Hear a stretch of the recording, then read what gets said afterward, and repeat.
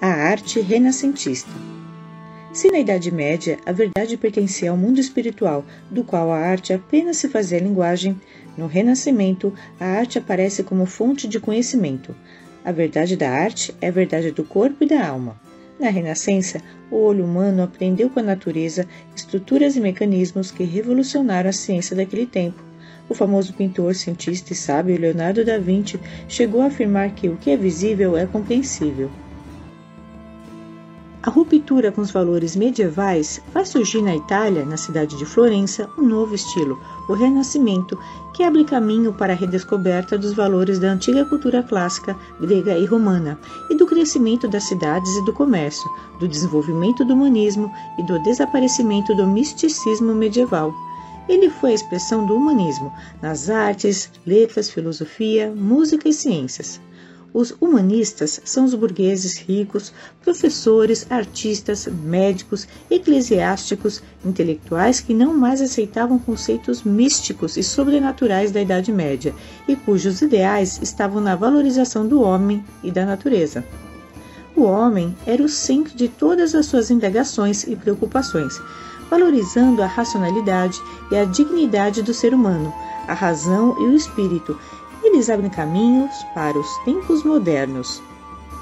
A difusão do humanismo por toda a Europa se deve a fatores como o aperfeiçoamento da imprensa, que possibilitou a publicação dos clássicos gregos e romanos, a decadência de Constantinopla com as cruzadas, provocando a migração de intelectuais bizantinos para a Europa, a expansão comercial e marítima, que aumentou os horizontes culturais e geográficos, e aos mecenas.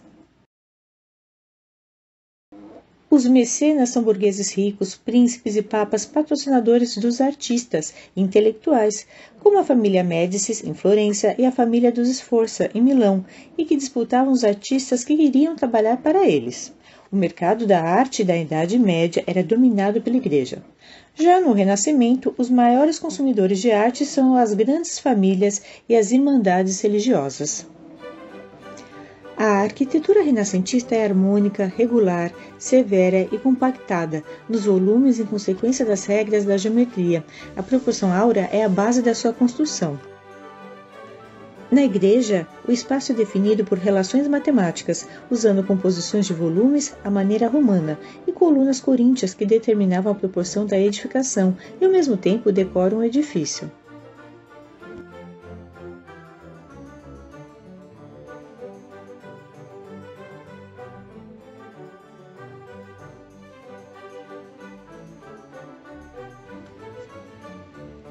A escultura é o ideal do tempo renascentista. É a arte corporal que restaura a beleza e o poder do corpo humano, devido à paixão dos artistas pelo efeito tridimensional. A escultura volta-se para os modelos clássicos, gregos e romanos. O realismo e o ideal de beleza são uma busca de todo artista renascentista. A pintura renascentista é naturalista e vem da observação direta da natureza.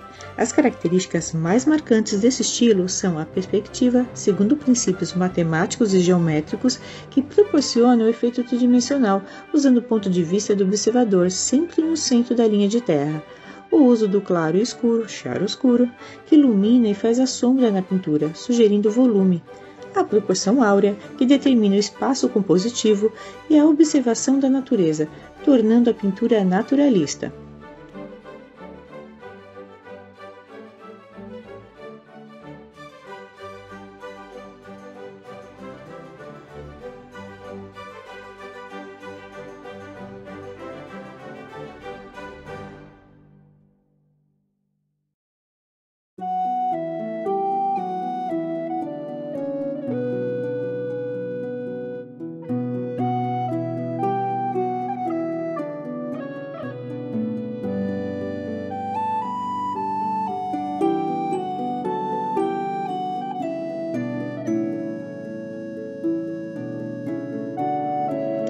Agora vamos falar sobre o maneirismo.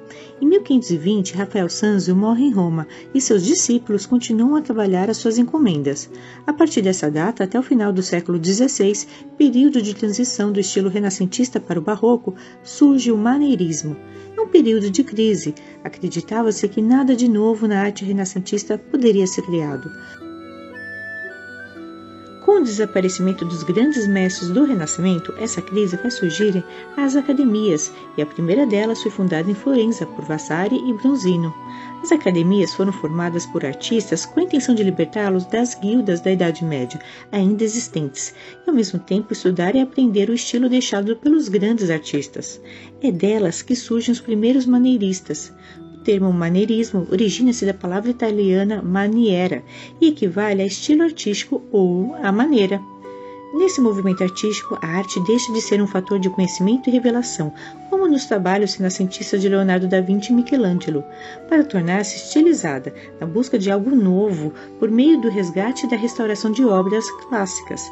É um período conturbado e muito rico. Certos aspectos do maneirismo podem ser considerados como um efeito provocado pela própria ideia de progresso artístico, de explorar novos caminhos, novas possibilidades na arte.